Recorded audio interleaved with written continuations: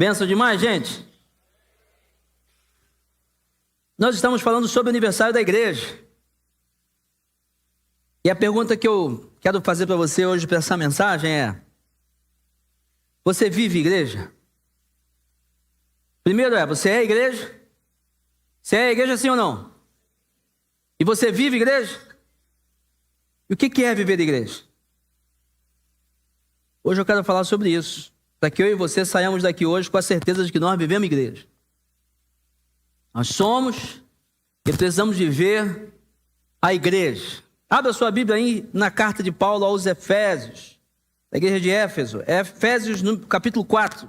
Vamos ler os versículos de 1 a 16. Efésios, capítulo 4, a partir do versículo 1.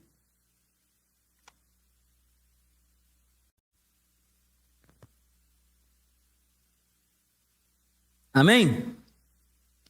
A palavra de Deus diz assim, Efésios capítulo 4, versículo 1. Como prisioneiro no Senhor, rogo-lhes que vivam de maneira digna da vocação que receberam. Sejam completamente humildes e dóceis, e sejam pacientes, suportando uns aos outros com amor. Façam todo o esforço. Ele que desceu é o mesmo que subiu acima de todos os céus, a fim de encher todas as coisas. E ele designou alguns para apóstolos, outros para profetas, outros para evangelistas, para pastores e mestres, com o fim de preparar os santos para a obra do ministério, para que o corpo de Cristo seja edificado, até que todos alcancemos a unidade da fé e do conhecimento do Filho de Deus e cheguemos à maturidade, atingindo a medida da plenitude de Cristo. O propósito é que não sejamos mais como crianças, levados de um lado para o outro pelas ondas, nem jogados para cá e para lá por todo o vento de doutrina e pela astúcia e esperteza de homens que induzem ao erro. Antes, seguindo a verdade em amor, cresçamos em tudo naquele que é a cabeça, Cristo.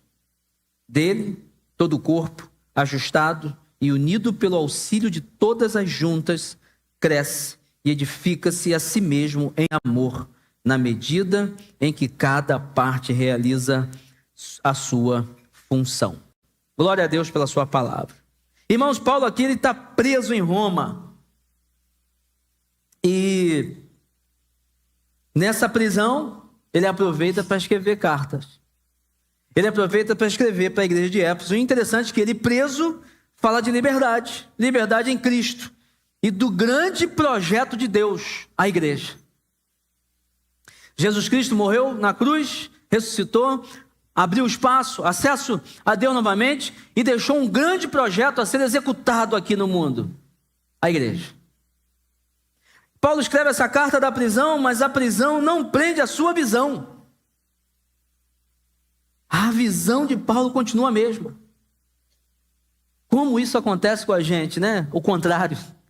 A gente tem uma visão, a gente tem um propósito, a gente quer alcançar coisas em Deus, a gente sabe que tem que crescer em Jesus, a gente sabe que tem que melhorar como pessoa, mas as prisões da vida às vezes roubam a nossa visão. Uma doença, um problema, questões familiares, financeiras, e daqui a pouco a gente se perde. Mas Paulo não. Ele mostra que a igreja é a comunidade dos chamados, o corpo vivo de Cristo na terra, ou seja, se Cristo é o cabeça, nós somos o corpo, então é Cristo andando aqui ainda. O mesmo Cristo que andou, que curou, que pregou, que abraçou, que exortou, disciplinou, ele está aqui fazendo as mesmas coisas através da igreja. A carta de Éfeso é o mais alto tratado sobre a igreja. Na teologia cristã, teologia paulina, a carta de Éfeso tem maior conteúdo teológico sobre o que é ser igreja. E aqui Paulo não fala de problemas, mas Paulo fala do projeto eterno de Deus. Os 3 primeiros capítulos de Éfeso, dessa carta aqui, de Efésios, falam sobre doutrina. Efésios 1 a 3, sobre doutrina. E os 3 últimos sobre a prática para a gente. Então ele escreve uma carta, ele é bem didático, escreve como devemos andar, a doutrina, e depois fala sobre isso na prática. Ensinamentos da prática no dia a dia, para a família, para empregados, para patrões, para a batalha do dia a dia. Deus não nos chamou para sermos religiosos. Embora a religião não é o problema. A religião é uma ferramenta que nos ajuda a nos ligarmos ao Senhor. Né? Você vem ao domingo para escutar algo de Deus. Você se ajoelha para orar, para falar com o Senhor. Você cumpre alguns ritos religiosos para você se aproximar mais do Senhor com boa intenção. Isso não é errado. O errado é quando você é religioso sem essência. Errado é quando você é um cristão só de domingo. Errado é quando você é um cristão só de circunstância. E assim você não é igreja. Mas Deus nos chamou para sermos igreja de segunda a segunda, no culto do domingo, no trabalho, na academia, em casa, sermos igreja. Por isso eu te perguntei no início, você está vivendo igreja? Você vive de fato igreja? Ou você vem à igreja? E Paulo aqui nos ensina o que é viver igreja de verdade. Primeiro, viver igreja é andar de modo digno da vocação. Muita gente pode falar assim, não, o pastor Vinícius tem uma vocação ao pastoreio.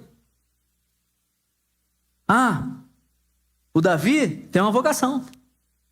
Né? Muita gente pode falar, poxa, o Diogão tem uma vocação.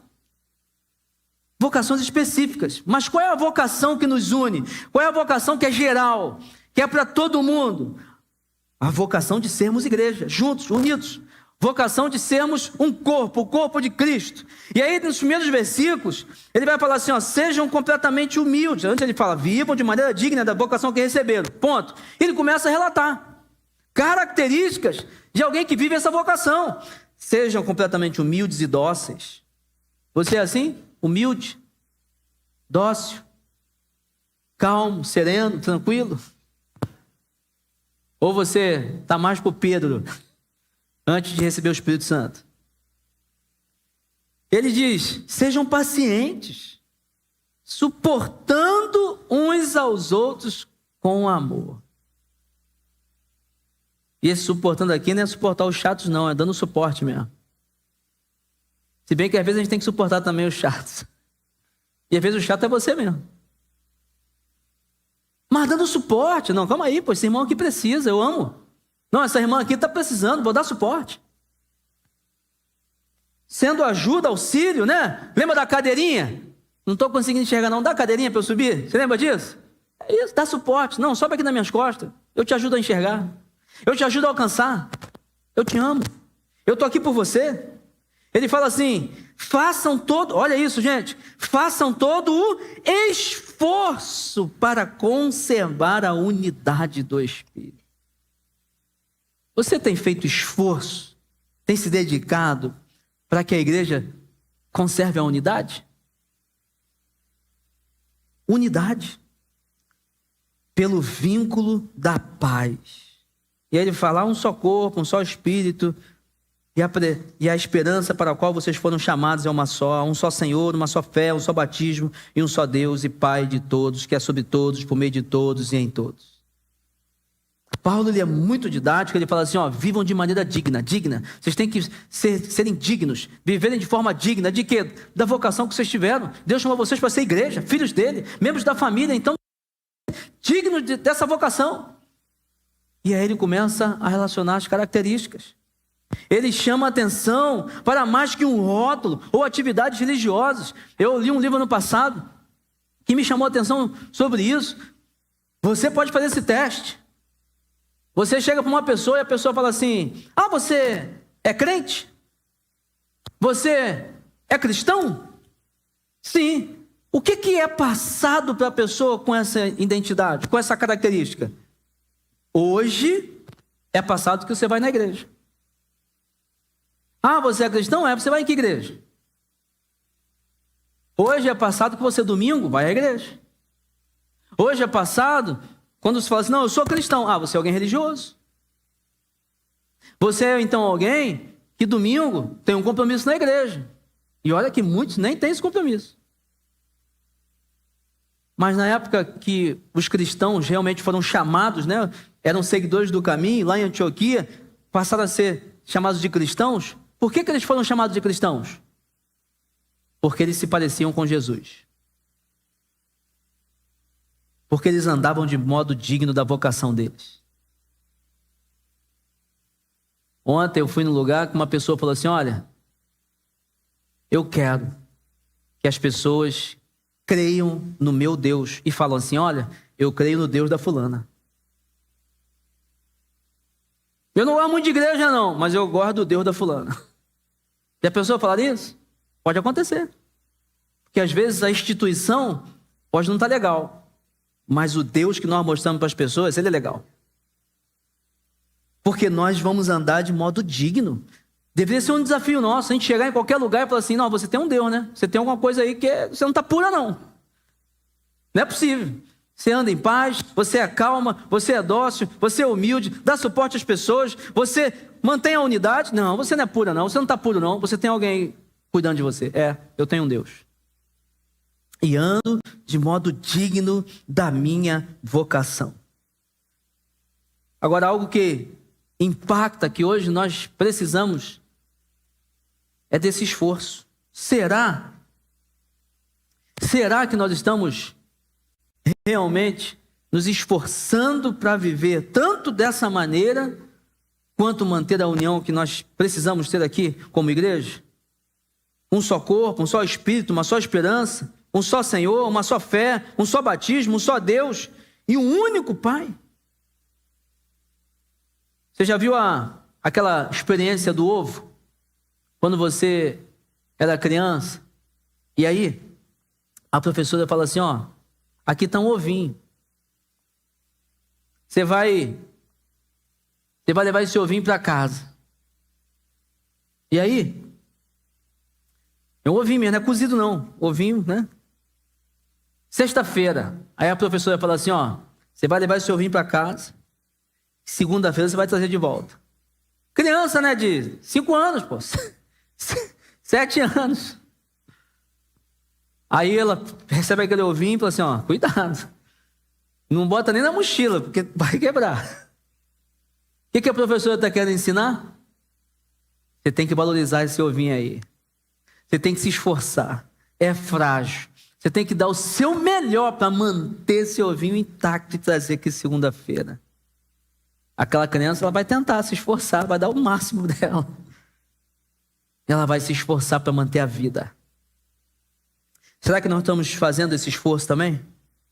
Para manter a unidade, para viver de forma digna, para fazer com que todas as pessoas possam ver que nós temos um Deus, e esse Deus nos chamou, nos deu uma vocação e nós estamos vivendo de forma digna? Será que isso tem acontecido com a gente? Será que nós estamos nos esforçando? Nos esforçando mesmo, assim: olha, não, eu vou viver de maneira digna da minha vocação. Eu vou me esforçar para manter a unidade da igreja. Onde eu souber que tem uma pessoa chateada com a igreja, eu vou conversar com ela. Tem uma pessoa que está sumida da igreja, não, eu vou trazer de volta. Tem uma pessoa que está meio assim, meio barra, meio tijolo, está meio lá, meio cá, não, eu vou trazer para perto, porque nós temos que nos esforçar para manter a união. Você, por exemplo, é líder de célula, você está numa célula. Você tinha que se esforçar. Você tem que se esforçar, vai ver as fotinhas da célula, começa a ver as fotos. E, ó, fulano de tal não está vindo mais não. Aquela pessoa que veio 2 vezes não vem mais. Desuniu, descolou. Cadê o esforço para trazer de volta? Né?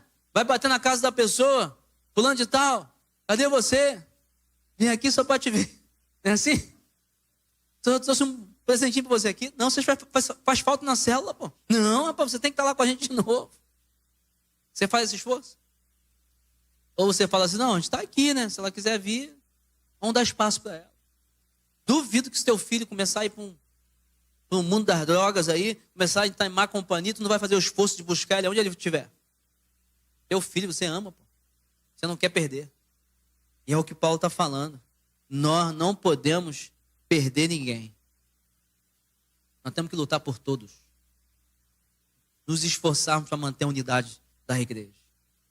Nós temos que seguir o conselho lá de Hebreus capítulo 10, 25. E não deixemos de nos unir como igreja, segundo o costume de alguns, mas procuremos encorajar uns aos outros, sobretudo agora que vocês veem aproximar-se o dia. Aí você vai ouvir esse versículo, ler, e você não vai pensar assim, não, as pessoas têm que estar vindo no culto domingo. Não é só isso. Você tem que se esforçar para elas serem igreja mesmo e viverem da maneira digna da vocação delas. Congregar, compartilhar, se esforçarem. Tem muita gente que está botando rótulo de crente, mas não é a igreja. Não está vivendo igreja. Não está vivendo da maneira digna da sua vocação. Isso aqui, para mim, para você, para todo mundo, tem que botar lá, igual você bota o fruto do Espírito Santo, Gálatas 5, 22, você bota lá aqueles 9 gomos na tua casa, no teu quarto, bota essas maneiras aqui, humilde, dócil, paciente, esforçando para manter a unidade, suportar um ao outro. Isso aqui eu não estou fazendo não. Pô, eu estou sendo muito nervosinho. Humilde, está faltando um pouco. Por quê? Isso prova que você vive de acordo com a vocação que você recebeu. Segundo lugar, para viver a igreja, viver a igreja é servir com seus dons para a edificação da igreja.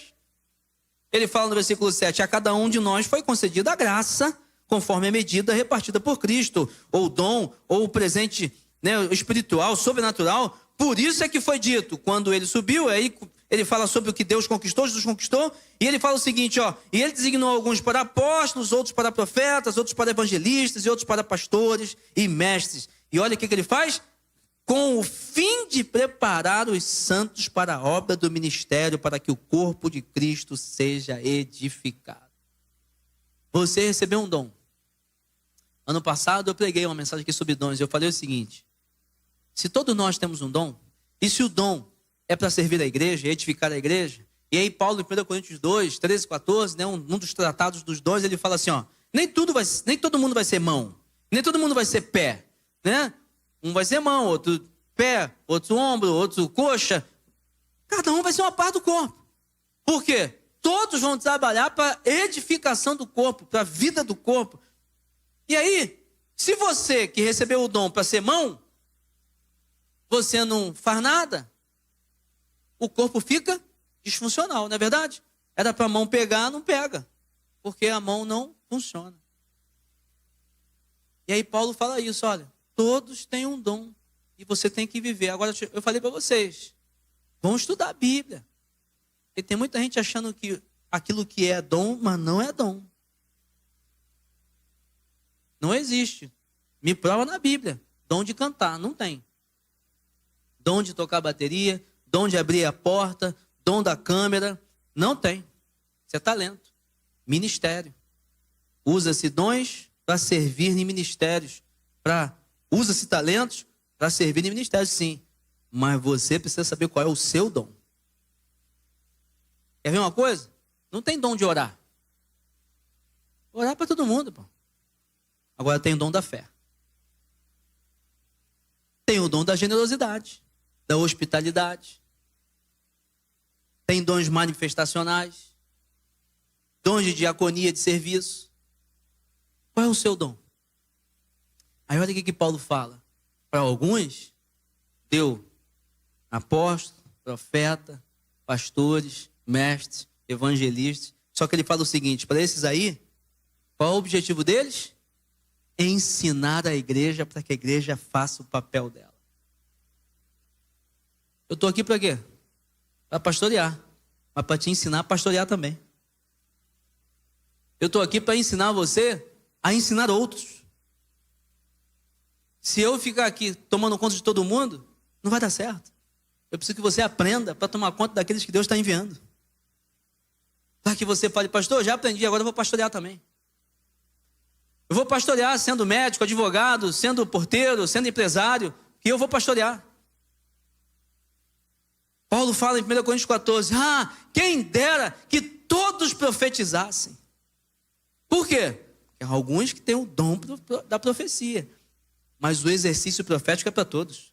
1 Coríntios 14, 3, quem profetiza, profetiza para consolar, edificar e exortar. Abençoar a igreja. Palavra de bênção. Você está vivendo isso? Ou você tem visto a igreja como uma aglomeração, um ajuntamento, e com certeza também é. Salmo 133, né, fala, ó, quão bom e quão suave é que os irmãos vivem em comunhão. Aí no final do capítulo ele fala, é ali, na reunião dos santos, que Deus ordena a bênção. Sim, é um ajuntamento dos santos, sim. Mas quando ajunta, tem serviço, tem dom, tem edificação, tem um olhar para o outro e fala assim, meu irmão, deixa eu te falar uma palavra de Deus para exortar a tua vida, para edificar você, para consolar você, para alinhar alguma coisa aqui. Deixa eu compartilhar uma visão, deixa eu compartilhar um sonho que eu tive para você me ajudar a interpretar. Olha aqui, deixa eu ser generoso com você, deixa eu te receber, alguém que está chegando, eu vou integrar você na igreja com o meu dom de hospitalidade. Nós temos que identificar. O que Deus te deu? O que Deus te deu para você abençoar essa igreja? Ser igreja é agir para transformar pessoas em verdadeiros discípulos de Jesus, glorificando a Deus em tudo o que fazem. Você já ouviu falar que essa é a frase da missão da nossa igreja? Olhar para esse mundo e falar assim, eu quero que todos sejam discípulos de Jesus, glorificando a Deus em tudo o que elas fazem. Então nós vamos precisar ensinar, pastorear, edificar, exortar, nós vamos precisar mostrar o caminho, nós vamos precisar chorar quando ele chorar, celebrar quando celebrar, Romanos 12, 15. Nós vamos precisar fazer muita coisa. E você tem um dom para ajudar a fazer isso. Ah, pastor, mas os ministérios? Excelente, tem que fazer também.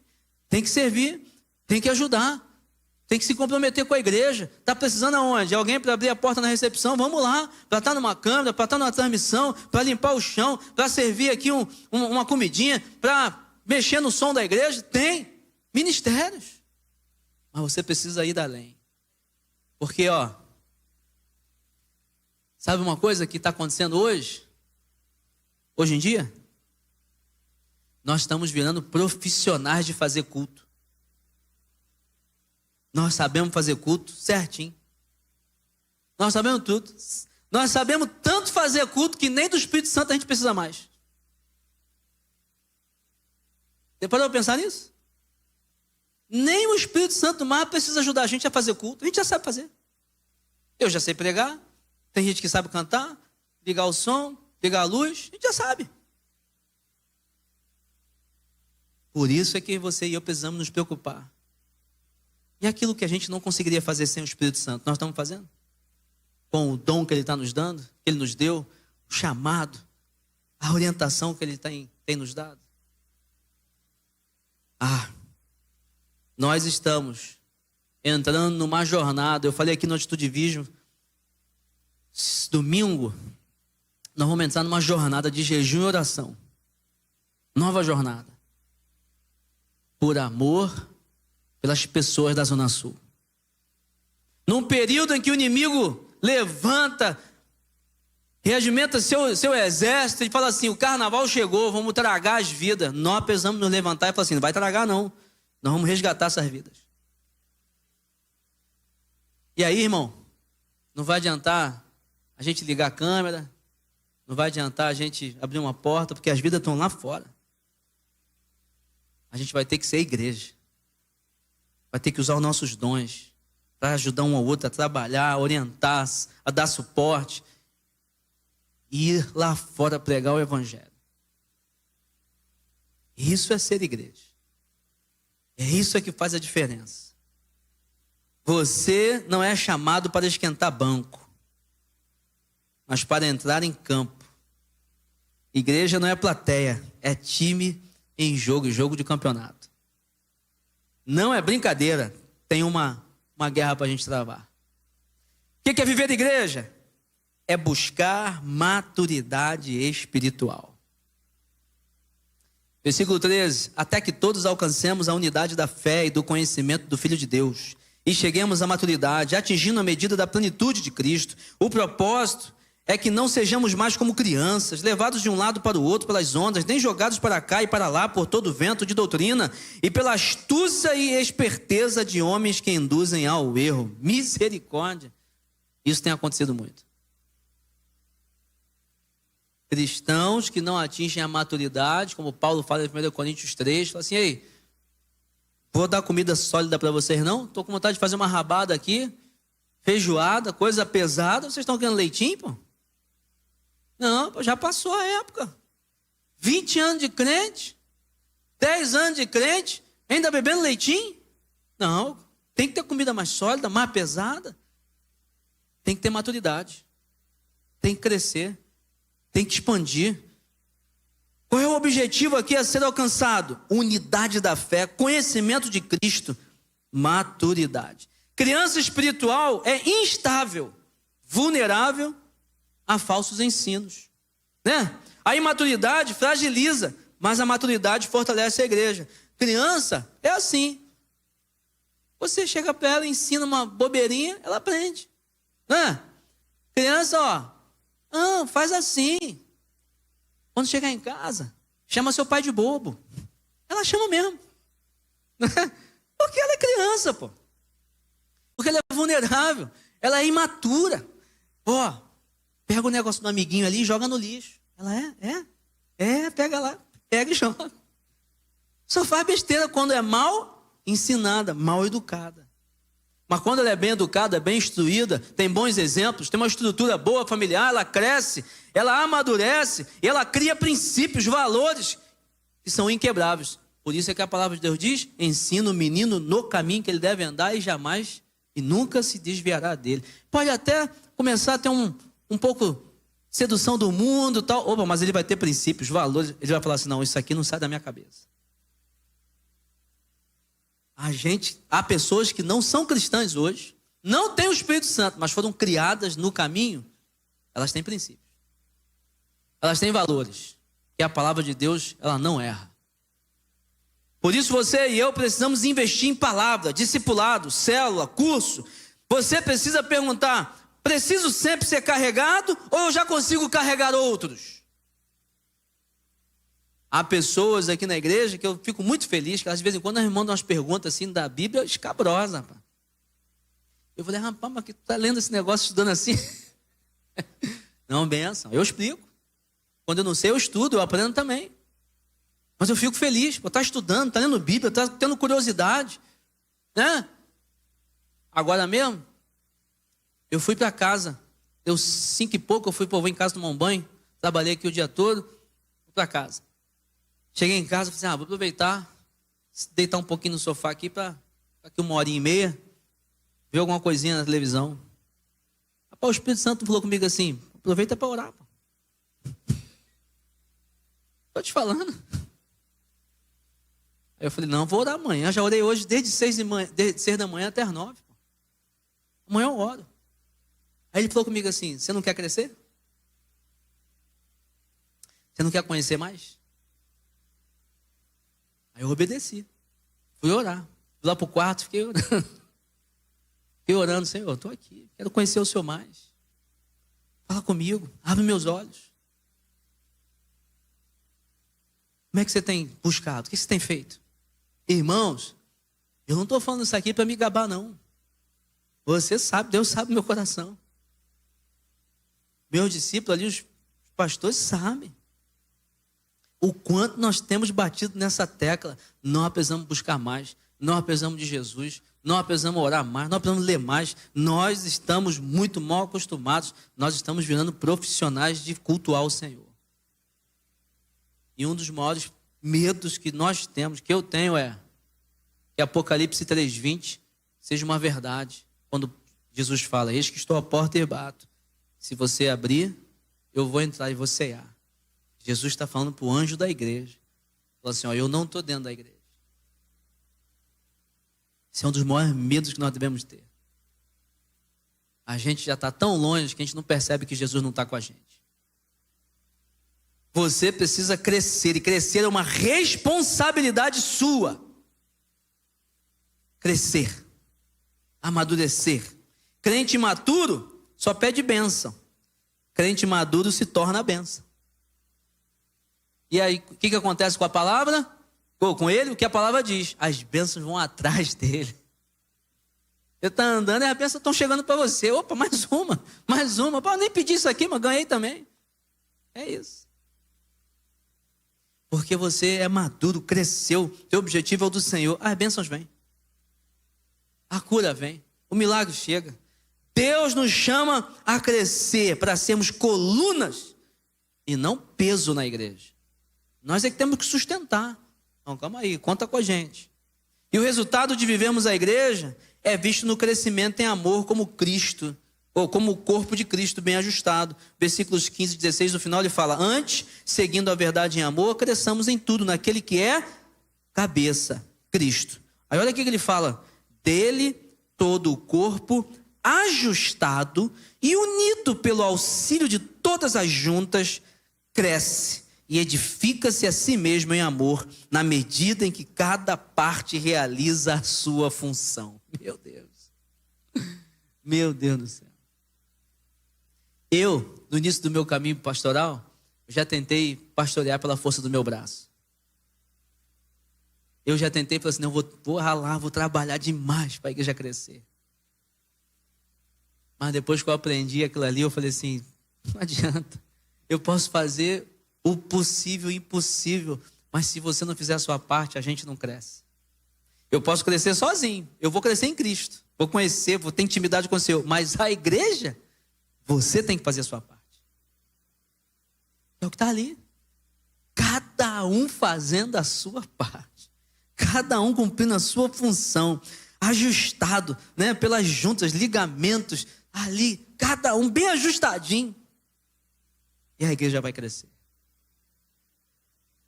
Crescer em tudo, falando a verdade e em amor. Crescendo de forma saudável, vendo a cooperação dos irmãos, com cada um cumprindo o seu papel. Irmãos, nós chegamos a 9 anos de igreja. Estava conversando, foi com você, né, Davi? A gente domingo, eu falei, quem estava aqui, né, vou fazer essa pergunta de novo, quem estava aqui em Copacabana, Hotel Pestana, quem estava aqui? 3 pessoas, né? 3 pessoas, foi o início da igreja. Não, você também, né, Marcelo? Você estava, né? 4 pessoas. Quem estava aqui em Ipanema? Aí já cresceu mais. Né? E você está aqui hoje em Botafogo. A igreja está crescendo. Crescendo em número. Glória a Deus. Tem que crescer mesmo. Porque são pessoas que vão conhecendo a Jesus, como eu falei na atitude virgem, matemática. Se tem 5, mais 5 conhecendo a Jesus, tem 10. Cresceu em número. Né? Se é o nosso objetivo, tem que crescer em número mesmo. Nós não temos problema em crescer em número, não.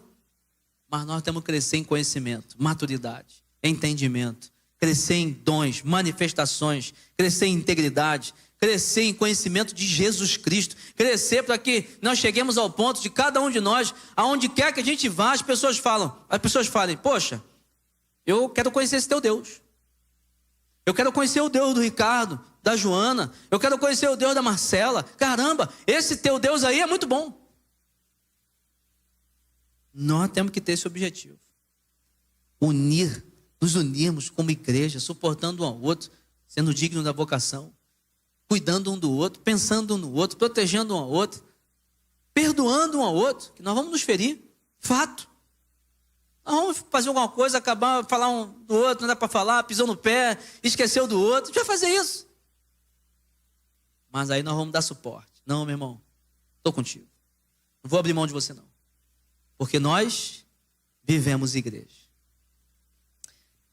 Que 10 anos cheguem, 15 anos, 30 anos, até Jesus voltar. Eu vou passar, talvez o filho de algum de vocês vai ser o pastor da igreja. Alguém vai chegar no meu lugar. Você vai passar. Mas nós precisamos viver a igreja. Você quer assumir esse compromisso? Amém? Sim ou não? Você acredita nessa palavra? Acredita que essa é a vontade de Deus para a gente? Então, meu irmão, sempre que eu falo desse assunto, eu aproveito para te desafiar. Qual é o seu dom? O que Deus te entregou? Qual é a tua parte no corpo? O que você faz para o corpo crescer? O que você faz para o corpo continuar caminhando, né? As funções motoras, intelectuais, fisiológicas do corpo continuarem funcionando. O que Deus deu para você? Aquilo que Ele deu para você precisa ser realizado e cumprido. que está faltando para você viver digno da tua vocação? Mais humildade? Mais esforço para se manter unido com a igreja? Para buscar quem está perdido? Ser mais dócil? Ser mais calmo? O que está faltando? Que eu e você sejamos de fato a igreja de Cristo aqui na terra. Que a gente não receba só uma placa, um selo. Não, eu sou crente, vou na igreja. Mas que as pessoas nos identifiquem como o corpo de Cristo ambulante nessa terra. Para a honra e glória dele, para que vidas sejam alcançadas e para que eu e você possamos viver sinais, prodígios, maravilhas, milagres, o poder de Deus, sermos testemunhas do Espírito Santo em nós. Quero fazer uma oração agora com você. Baixe sua cabeça. Senhor amado, eu te peço misericórdia, Pai. Eu te peço da tua graça, da tua capacitação, porque é a tua vontade que sejamos igreja, corpo de Cristo. Nós precisamos do Senhor para isso. Nós precisamos do Senhor. Eu te peço agora, Pai, que o Senhor ajude a igreja a entender e viver isso. Que a gente busque do Senhor, que é a fonte, todos os dias. Que nós sejamos, ó Deus, como Daniel, a unção de Daniel. Integridade acima de tudo. Caminhar pelos palácios do mundo sem nos mancharmos, sem negociarmos nossos valores. Sermos homens e mulheres de oração. Como Daniel, orava 3 vezes ao dia. Sermos pessoas que têm uma visão aguçada, que sabem interpretar cenários, sonhos. Termos essa unção, Pai. Porque o Senhor quer fazer alguma coisa com a tua igreja, através da tua igreja. Nos deu a unção de José, bem-sucedidos em tudo aquilo que colocava a mão. Pai, nos ajuda a mostrarmos para esse mundo a tua face, o teu amor. O cabeça que é o Senhor do nosso corpo, o corpo de Cristo.